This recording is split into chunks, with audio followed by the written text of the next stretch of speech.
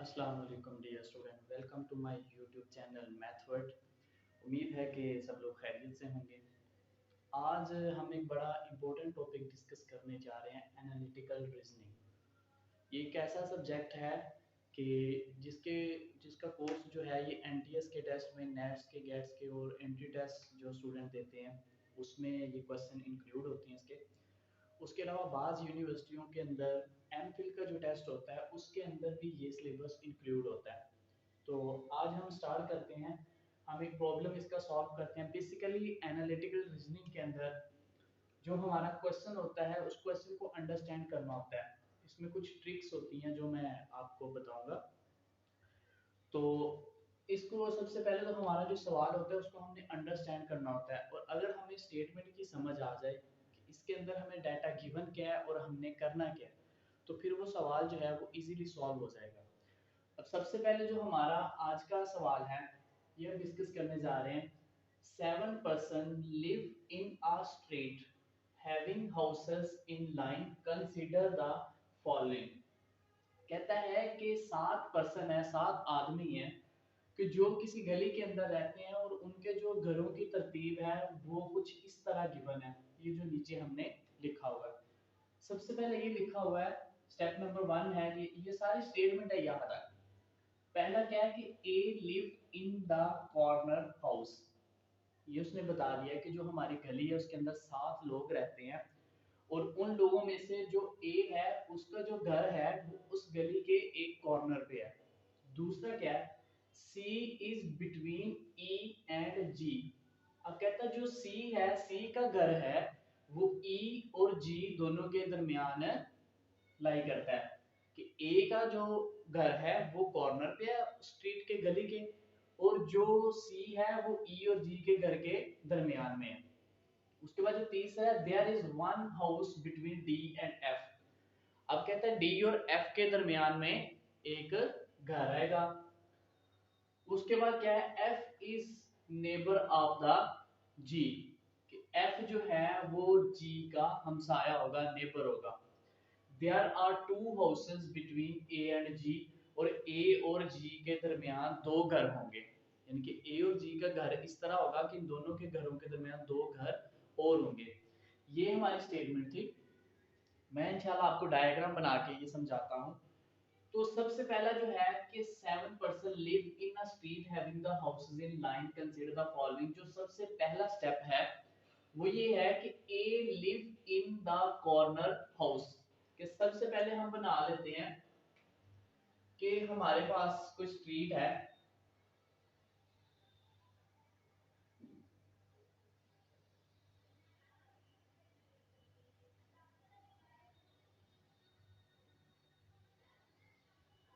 ये हमारे पास आ गया स्ट्रीट।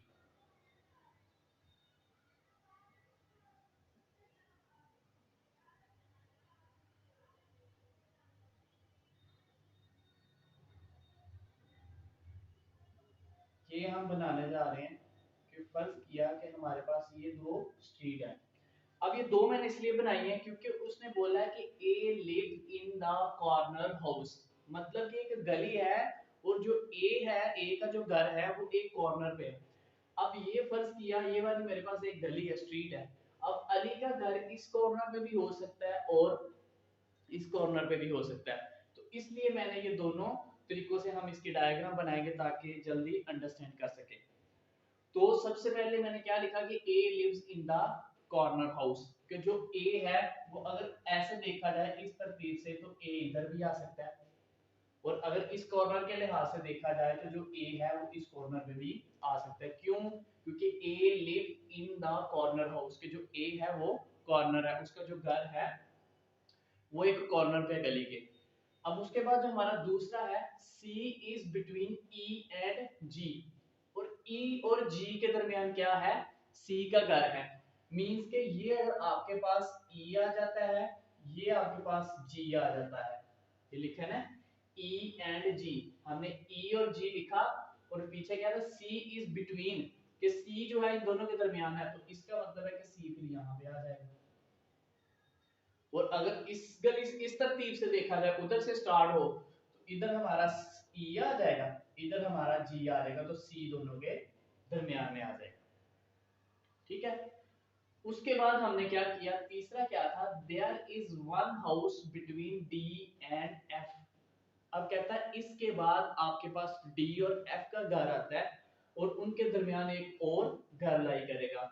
अब ये मेरे पास आ गया डी और ये मेरे पास आ गया F. There is one house between D and F, तो मैंने लिख दिया डी और एफ और इनके दरमियान में कोई घर होगा। इस तरतीब से अगर देखा जाए तो ये क्या डी और एफ आ जाएंगे। ठीक है, कि सबसे पहले हमारे पास ये था कि 7 लोग थे, उनके 7 घर थे और उनकी तरतीब कुछ इस तरह से थी कि जो सबसे पहले ए था उसका घर कॉर्नर पे था किसी गली के। अब वो इस कॉर्नर पे भी हो सकता है, इस कॉर्नर पे भी हो सकता है, वो हमने लिख दिया। उसके बाद था कि सी इज बिटवीन ई एंड जी, कि जो हमारे पास सी था उसका घर ई और जी के दरमियान था, तो मैंने लिखा ई और जी और दरमियान में सी आ गया। इसी तरह इधर लिखा ई और जी और ये दरमियान में सेंटर में सी आ गया। फिर तीसरा क्या था कि there is one house between D and F, कि डी और एफ के दरमियान भी कोई घर है, तो फिर डी मैंने लिखा, एफ लिखा, ये कोई खाली घर आ गया, ये डी लिखा, एफ लिखा और इसके दरमियान भी कोई घर होगा। अब उसके बाद जो हमारा है कि एफ इज नेबर ऑफ जी, जो चौथा पॉइंट है, फोर्थ पॉइंट, उसमें लिखा है कि जो एफ है वो जी का नेबर है। तो इसका मतलब है कि ये जो जी है ये तो एफ का नेबर है, तो हमने क्या करना है कि इन दोनों को रिप्लेस कर देना है, कि डी और एफ की जगह, ये जो डी और एफ की जगह इसकी रिप्लेस करेंगे जगह। क्यों? क्योंकि उसने ये लिखा है कि F is neighbour of G, F को हमने जी का नेबर बनाना है, तो इसको जब हम रिप्लेस करेंगे तो ये मेरे पास कुछ इस तरह आ जाएगा, एफ इधर आ जाएगा, डी इधर चला जाएगा। वैसा ही काम ये करना है हमने कि ये जो एफ है ये इधर आ जाएगा और ये डी इधर आ जाएगा।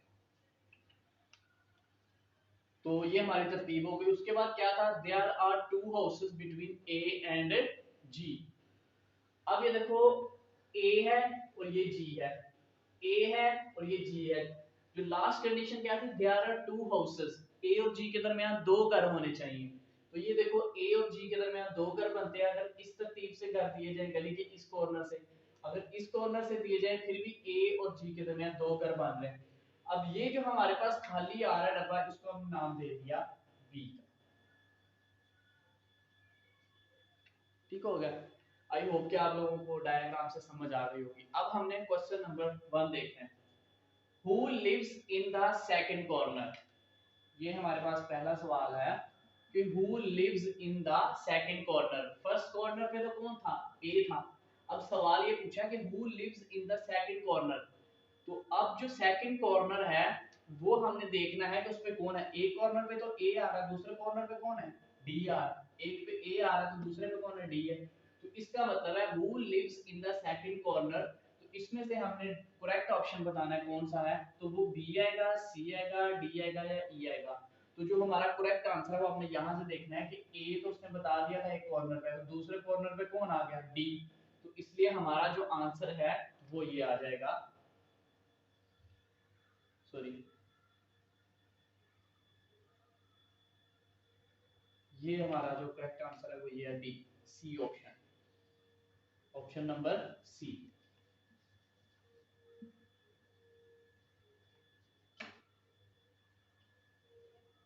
उसके बाद जो हमारे पास नेक्स्ट सवाल है वो हमने देखना है कि who lives in the middle house, के दरमियान में किसका घर है। तो सेंटर में हमने इधर से काउंट कर लो, 1 2 3 4 5 6 7, 7 घर टोटल है।